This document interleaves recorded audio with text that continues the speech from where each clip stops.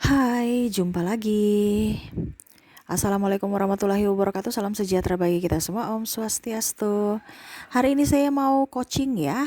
Untuk hari ini saya nggak reading ya. Saya tidak di meja readingan dan saya hari ini mau coaching di mana hati saya terpanggil untuk membahas seputar kehidupan kalian Leo, yang mana kehidupan kalian yang toksik ya, dan terlebih kalau terkoneksi dengan seorang NPD atau seorang narsistik ya. Narcissistic Personality Disorder atau NPD, di mana mungkin mental ataupun apapun yang sudah kamu kerahkan ya, tetapi tetap sia-sia. Oke, tema kita ya, hubungan cinta yang menyakitkan. Bagaimana nanti kita lihat ya, sesuai dengan intuisi saya, dan ini sebagai edukasi juga untukmu. Ada yang tanya, Kak Ica kenapa gelap ya? Saya bukan di sini menjual, saya tidak reading ya, dan saya tidak menjual gambar. Ya, saya di sini menjual edukasi, pencerahan, yaitu suara saya, ilmu untukmu ya. Jadi kalau memang kamu mau gambar-gambaran ya pergi ke tempat lain gitu. Karena saya di sini bukan hanya membaca readingan, tetapi saya juga memberikan coachingan buat kamu, terutama untuk mental dan jiwamu. Dan ya semoga terbantu untuk kamu ya. Jadi seperti gitu, karena saya tidak di meja readingan, jadi saya tidak hari ini tidak reading ya, saya tidak membaca kartu tarot. Saya di sini terpanggil hari ini untuk coaching, di mana coaching itu biasa berbayar, saya kasih kamu gratis. Semoga tetap bisa bermanfaat dan tetap menghibur untukmu ya. Jadi jangan tanya lagi kenapa gelap ya. Ya memang saya sengaja gitu, bukan karena saya nggak edit atau apa, ya. Saya di sini mau berbagi saja dan mencerahkan kalian-kalian yang lagi terkoneksi dengan terkoneksi dengan orang narsistik atau dalam hubungan toksik ya. Dan maaf agak sedikit berisik karena anak saya lagi bermain ya, seperti biasa. Dia berbahagia, jadi kita nggak boleh mematikan mentalnya untuk keegoisan kita ya. Tetap dia bahagia ya, kalian juga tetap saya bisa menghibur kalian ya, dan semoga suara saya bisa tetap terdengar jelas. Oke. Seperti gitu ya, tetapi sebelum kita mulai jangan lupa di like, comment, subscribe channel Ica Tarot dan Ica Tarot WS Indo, supaya ke depan saya bisa lebih bersemangat untuk membacakan readingan-readingan di hari-hari berikutnya untuk kalian. Dan jangan percaya 100% tarot, ini hanya sebuah games, kalian tetap harus selalu berserah kepada sang pencipta ya. Dan walaupun ini hanya sebuah games, memang bukan games biasa, melainkan games menyerap energi, sehingga saya minta kepada kalian untuk bisa lebih bijaksana dalam menyikapi readingan yang akan saya bacakan nanti. Yang baiknya bisa diambil, buruknya diabaikan aja, dibuang aja, ataupun bisa kamu pakai untuk mengintrospeksi diri kamu, ataupun bisa kamu pakai untuk mencari solusi dari permasalahan yang kamu hadapi. Dan kalaupun kalian ingin personal reading, coaching, dan konsultasi, bisa menghubungi saya. Saya sudah sematkan link WA saya di deskripsi, bisa menghubungi saya dan itu berbayar. Dan kalaupun juga kalian ingin mendengarkan readingan lainnya, baik karir, keuangan, percintaan, ataupun games-games lainnya, bisa langsung ke playlist, semua sudah tertera di situ, tinggal kamu lihat, pilih, dan bisa kalian dengarkan. Oke, kita langsung saja untukmu ya. Di sini ada saya sesi tanya jawab. Kok sesi tanya jawab sih? Maaf ya, kita nggak ketemu ya, sorry, keceplosan ya. Karena biasanya sesi tanya jawab antara saya dengan klien ya, maaf. Salah ucap ya. Saya mau menjawab pertanyaan maksudnya ya, sesi tanya jawab, ya ampun. Oke, ada pertanyaan dari subscriber bertanya, Kak, bagaimana kalau kita sudah terlanjur dalam hubungan toksik ya, ataupun cinta yang begitu berat, sangat-sangat menyakitkan. Oke, di sini saya mau memberitahukan bahwa kamu itu ya, kondisinya terlalu mengharapkan orang itu gitu ya.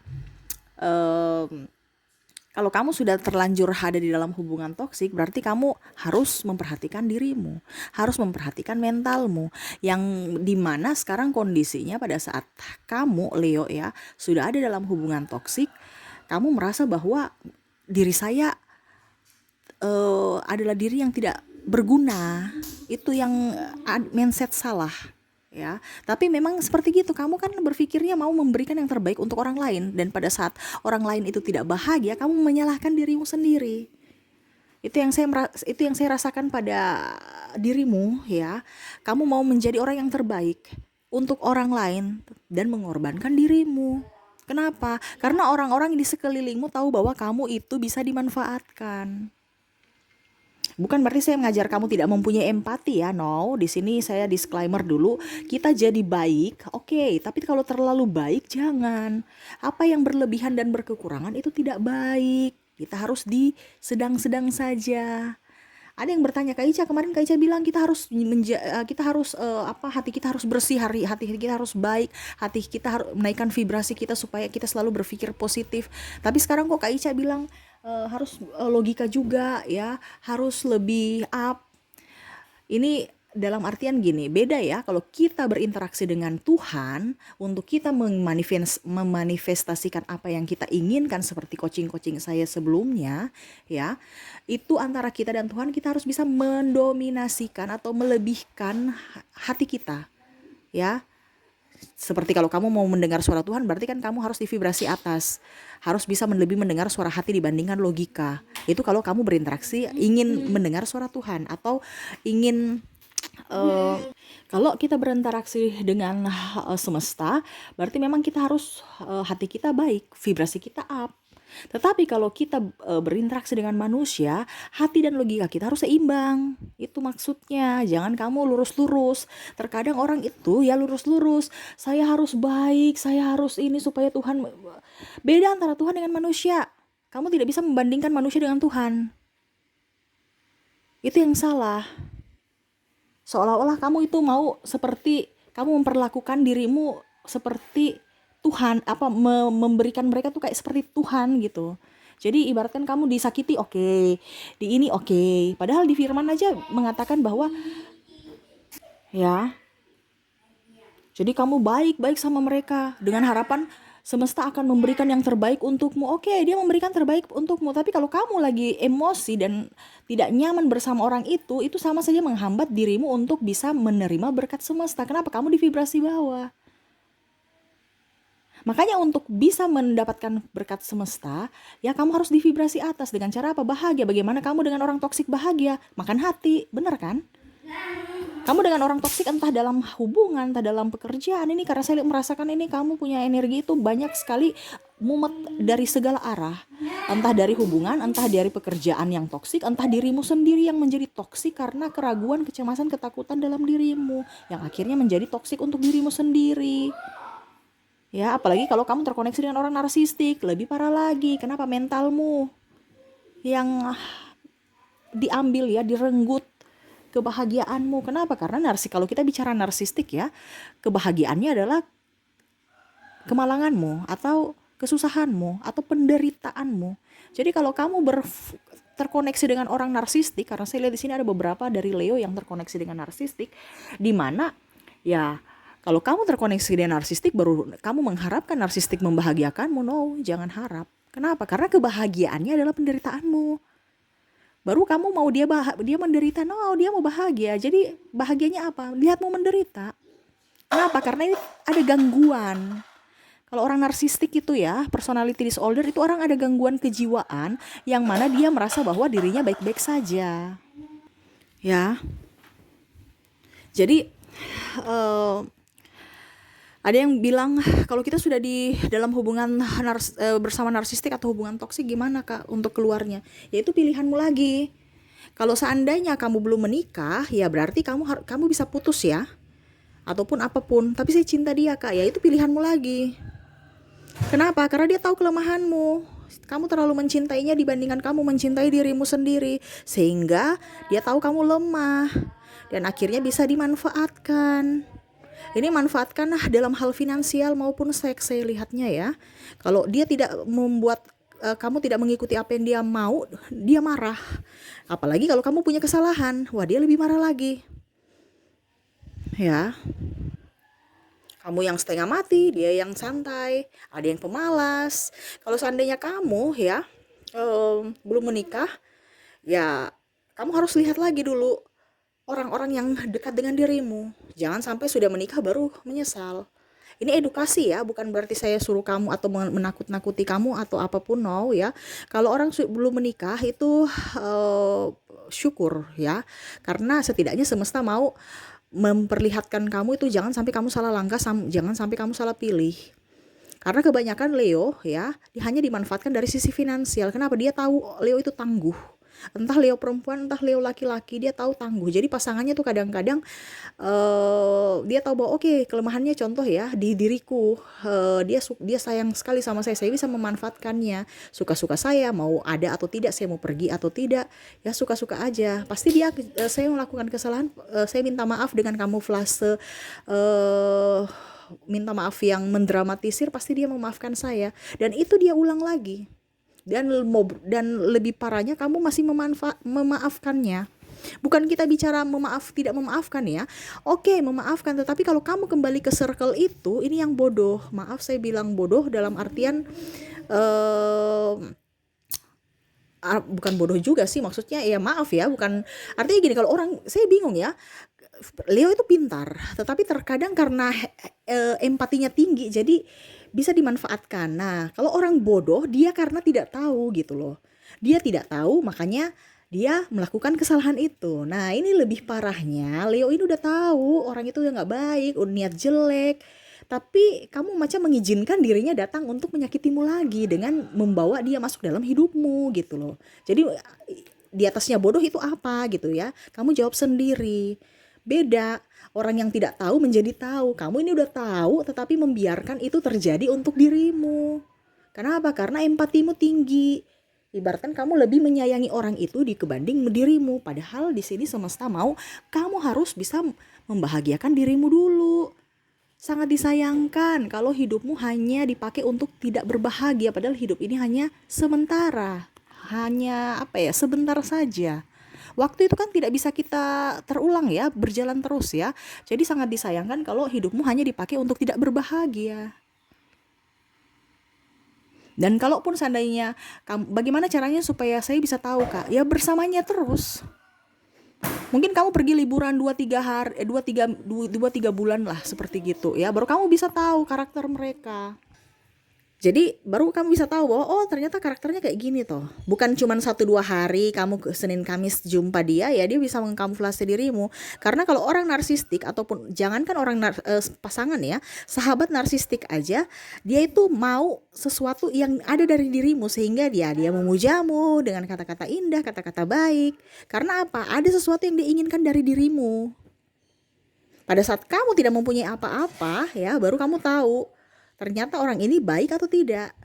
Jadi kalau kamu mendapatkan masalah ataupun mungkin orang yang kamu cintai pergi dari dirimu, berarti kamu harus berterima kasih kepada semesta. Kenapa? Karena semesta sudah menunjukkan bahwa dia tidak pantas untukmu. Karena orang yang pada saat terhimpit ya ataupun kondisinya terpuruk baru kelihatan aslinya. Apakah dia betul-betul setia, tulus ataukah hanya modus? Ya.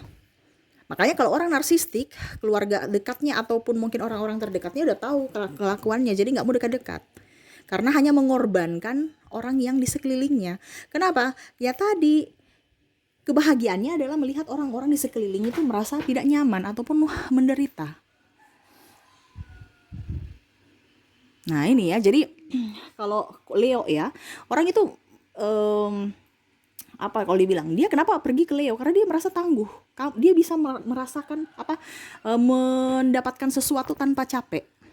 Kalau kita bicara materi ya, jadi dia mengkamuflase untuk bisa masuk dalam hidupmu untuk happy aja.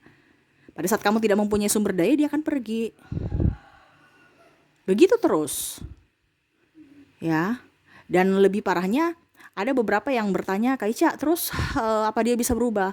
Kalau kita bicara penyakit kejiwaan ya, gangguan mental ya, walaupun mungkin masih tingkat rendah ya, itu nggak bisa kalau dirinya nggak mau terapi, dirinya merasa dirinya nggak sakit, karena dia merasa dirinya baik-baik saja gitu. Padahal dia tidak tahu bahwa dia merugikan orang lain. Ibaratnya kalau bicara narsistik di sini kan, orang-orang yang kondisinya kalau dibilang dia tubuh dewasa tetapi jiwanya anak kecil gitu, jiwa anak kecil yang berada dalam tubuh orang dewasa. Coba lihat balita ya, hidupnya happy aja, nggak mau tahu orang sudah nyapu, orang udah beres-beres, diberantakin lagi ya, kita marah tambah dia ketawa ketiwi ya, pokoknya happy aja, dia nggak lihat apapun ya minta makan, kalau tidak nangis ya suka-suka. Ya itu sama seperti anak kecil di dalam tubuh orang dewasa, nggak punya tanggung jawab, ya, nggak merasa bersalah, seakan-akan kok saya yang bersalah terus ya, apa-apa saya, ya. Nah itu, kadang-kadang dia mengadu yang menfitnah kamu untuk bisa mendapatkan simpati dari orang lain dengan cara terzolimi, padahal dia yang dalang dari itu, tapi mengkambing hitamkan kamu, mengadu domba, membongkar aib-aibmu yang mana mungkin kamu merasa dulu bahwa wah dia orang yang paling baik, agamais ya, terus pendiam, bisa menyimpan rahasia. Kamu curhat ke dia, ujung-ujungnya kamu trouble dengan dia, dia cerita ke orang-orang yang mungkin kamu tidak nyaman bersamanya ya, contoh mungkin pimpinanmu atau siapa ya. Wah, dia cerita, wah ternyata itu dia jelek-jelekan pimpinannya ya. Akhirnya kamu trouble lagi dengan sahabat atau pimpinanmu, atau malah kamu gak enakan sama orang-orang karena mulutnya ya, yang mana mungkin dia keluar-keluar di sosmed, yang mana seharusnya dia menyelesaikan masalah tapi tidak. Kenapa? Karena dia mau mencari pencitraan, mau mencari apa kalau dibilang tempat untuk bisa menjadi bintang gitu ya, karena itu yang diinginkan. Orang itu tertuju pada dirinya, entah baik atau entah kondisi buruk, yang penting orang melihat dia gitu, dia senang di menjadi star ya, walaupun mungkin kondisinya star mengorbankan orang lain dan dia sikut menyikut. Contoh ya, kalau disalahkan ya, macam contoh dia berbuat salah, bukan disalahkan, maaf. Kalau dia berbuat salah, dia selalu menyalahkanmu gitu. Macam contoh, ya saya selingkuh karena dia ini gini, macam-macam alasannya. Apalagi kalau kamu sudah mempunyai anak. Ini kalau kamu sudah menikah, ini lebih parah lagi ya. Itu yang tadi saya bilang, kalau seandainya kamu belum menikah, berarti ya keputusan ada di tangan kamu. Kamu mau mentalmu begitu terus sampai diporotin sampai habis, ataukah kamu harus mengambil sikap ya. Dan jangan pernah merasa sedih. Kamu harus tahu bahwa oh ternyata semesta memberikan saya orang-orang yang begini untuk kehidupan saya lebih baik. Saya harus mengambil sikap supaya saya lebih bijaksana untuk lebih mencintai diri sendiri ya.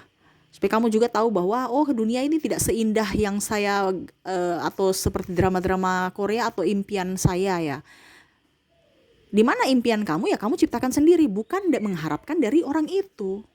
Apalagi orang toksik, apalagi orang narsistik, yang mana hanya akan membuatmu menderita. Nah itu kalau ini ya, nggak terlalu parah kalau orang yang terkoneksi dengan orang narsistik yang belum menikah. Yang parah kalau orang yang sudah menikah, karena saya lihat di sini ya, saya merasakan energi ada beberapa yang tidak dinafkahi, dia suka main judi, tukang main perempuan, ya, atau tidak setia. Jangankan main perempuan, ada yang juga jadi pelakor ya. Jadi macam-macam, tapi serasa tidak bersalah, pemalas. Contohnya, dia memang malas karena dia tahu bahwa kamu itu bisa menghandle semuanya ya. Alasan, aduh saya nggak nyaman dengan kerja itu, wah saya sakit, wah atau ini, padahal sebenarnya dia malas. Kenapa? Karena tidak mau susah, dia kan mau menikmati, bukan mau dia tuh hanya mau menikmati hasil, tidak mau menikmati proses.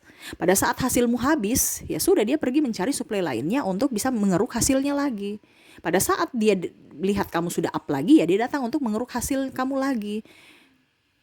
Dan ini kadang-kadang dari Leo tidak sebenarnya Leo sudah tahu, tetapi karena tidak apa ya, kayak malas tahu gitu ya. Yang penting anak saya bahagia, padahal kamu tidak tahu bahwa anak kamu itu bisa tertular virusnya orang narsistik itu karena pola asuh dari dia. Makanya anak kamu suka membangkang ataupun apapun ya. Kenapa? Karena dia merasa kalau anak kecil itu kan tumbuh dengan polos. Jadi kalau narsistik memperlakukanmu tidak baik, dia tahu bahwa oh ternyata perlakuan tidak baik itu ternyata baik loh. Ya, karena dia melihat juga, ataupun mungkin kondisinya tekanan dari narsistik, orang tua yang narsistik, anakmu trauma dan akhirnya bisa menjadi narsistik juga. Ini ada dua kemungkinan, dia mengikuti pola asuh orang tua narsistik ataupun trauma dan akhirnya menjadi narsistik juga. Ya, Karena sering dimarah-marah, sering dihakimi, sering diintimidasi dari orang narsistik, akhirnya dia mengintimidasi orang lain juga. Seakan-akan dia melampiaskan, contoh kayak kamu lah, nggak usah anak kecil, karena anak kecil masih polos ya, jadi dia cepat. Kalau kamu aja, kamu ribut dengan pimpinanmu di kantor, tiba-tiba kamu pulang ke rumah, mungkin kamu anak kamu mungkin berbuat salah yang sebenarnya kecil aja, tapi mungkin intonasi kamu sudah marah yang sangat luar biasa, ataupun mungkin mencubitnya, ataupun marah karena tekanan dari luar yang tidak bisa kamu bukan tekanan dari luar, maksudnya tekanan dari kantor ya, pihak luar, tapi kamu bawa dalam, karena tidak bisa diekspresikan, masih ada dalam hati, akhirnya kamu melampiaskan ke dalam rumah kamu, yaitu mungkin anak atau pasangan ataupun siapapun.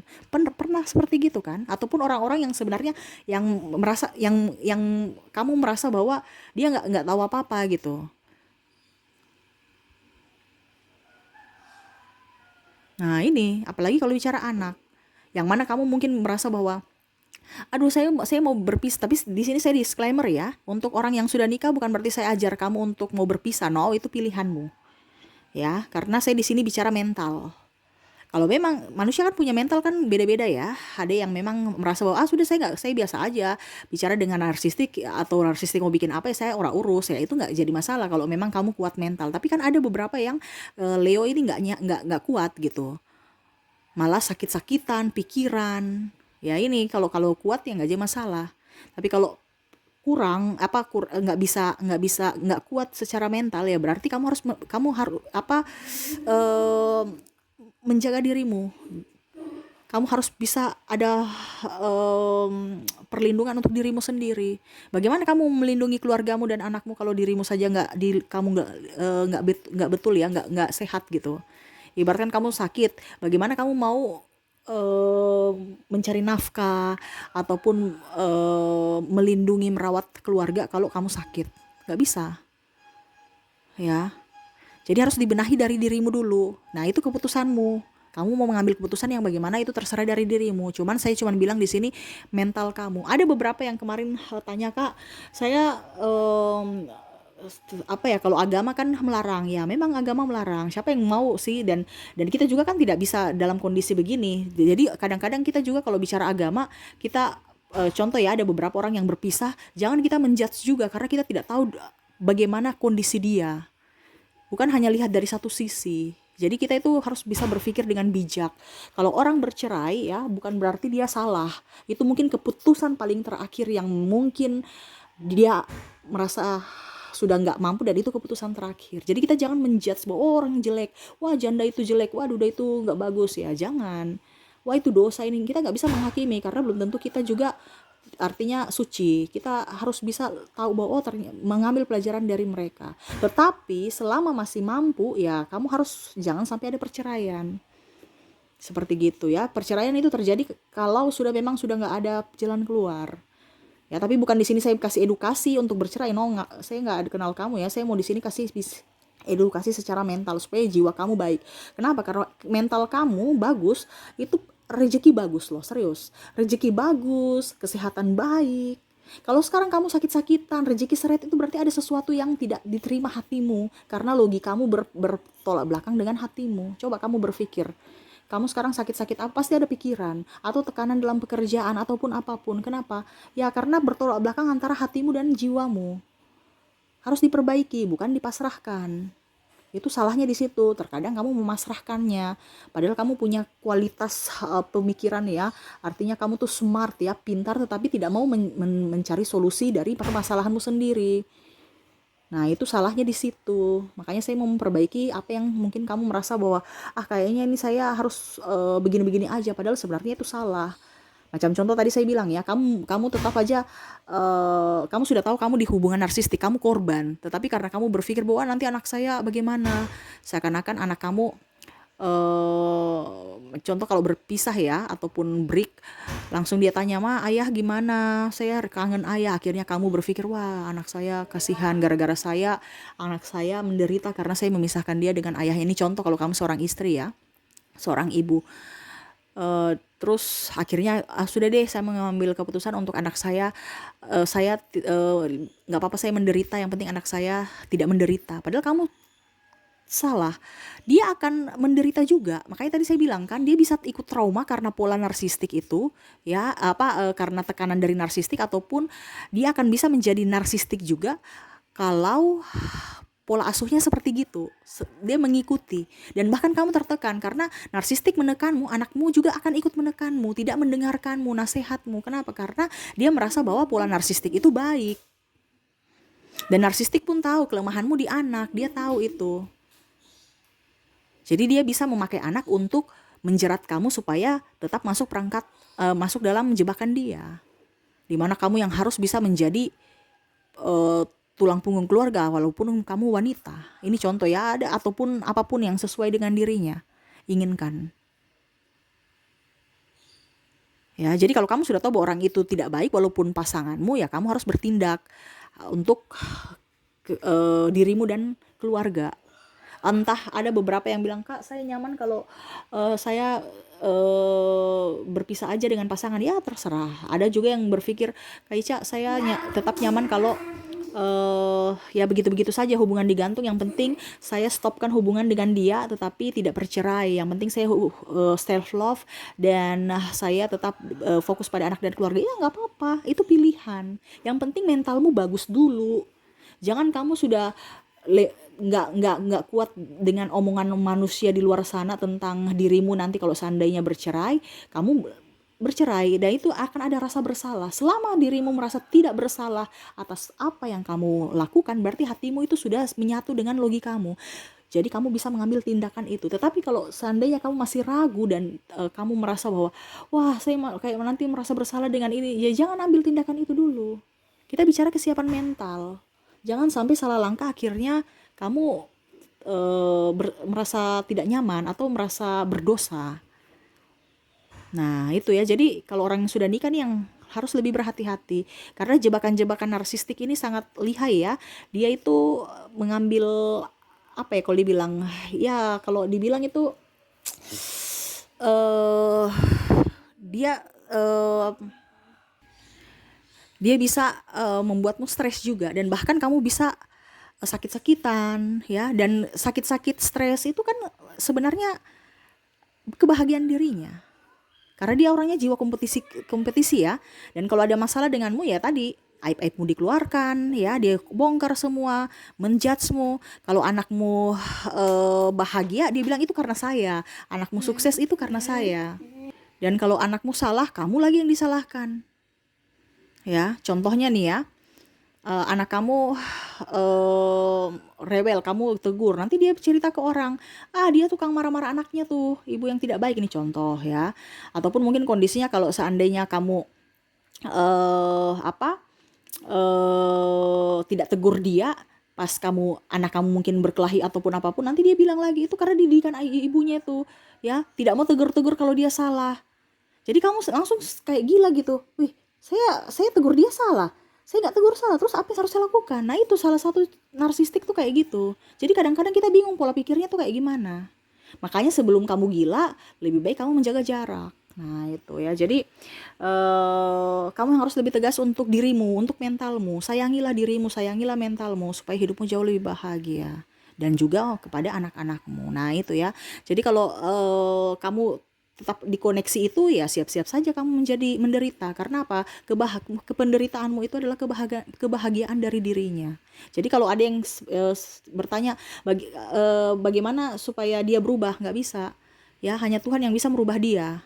Itu pun tidak perlu proses, karena ini bicara mental. Orang kejiwaan itu hanya harus dirinya dan harus diterapi ya. Kalau mau dibilang kamu yang mau membuat dia sembuh, nggak bisa. Dianya mau sembuh tidak. Intinya dari diri dia, bukan dari orang lain. Contoh dokter jiwa aja itu memberikan obat, suplemen dan penenang dan ya memberikan sugesti ataupun apapun. Tetapi kalau sembuh total nggak bisa, penyakit kejiwaan nggak bisa ya, karena dia akan kambuh-kambuh. Makanya itu perlu konseling dan macam-macam. Itu pun kalau pasiennya mau. Nah ini kan narsistik ini kan dia merasa tidak sakit, merasa dirinya sehat-sehat padahal dia ada sakit. Nah itu, jadi daripada kamu ikutan stres, gila, makan hati, makan pikiran, hidup tidak waras ya, lebih baik menjaga jarak. Nah, itu ya. Jadi pertanyaan dari kalian ya netizen, saya sudah menjawabnya. Semoga bisa teredukasi dan bisa mengambil keputusan di hari ke depan untuk dirimu, supaya dirimu lebih terarah, lebih bahagia, dan keluarga kamu juga pun bisa kamu lindungi ya. Oke, mungkin itu yang bisa saya readingkan. Oh, kok reading, coaching ya. Saya coaching untuk kamu Leo, semoga bisa teredukasi dan semoga bisa bermanfaat untukmu ya. Jangan hanya didengar tapi dilaksanakan supaya hidupmu juga bisa ada perubahan. Kalau mendengar doang ya kapan berubahnya? Ya begitu-begitu aja ya, harus dilakukan perubahan-perubahan supaya hidupmu juga ada perubahan. Kalau nggak ada yang dilakukan ya nggak ada perubahan ya. Gitu ya. Oke, mungkin itu yang bisa saya coachingkan hari ini. Semoga resonate dan bermanfaat untukmu. Jangan lupa di like, comment, subscribe channel Ica Tarot dan Ica Tarot WS Indo, supaya ke depan saya bisa lebih bersemangat untuk membacakan readingan-readingan di hari-hari berikutnya untuk kalian. Terima kasih, saya pamit. Assalamualaikum warahmatullahi wabarakatuh. Salam sejahtera bagi kita semua. Om Swastiastu. Bye-bye.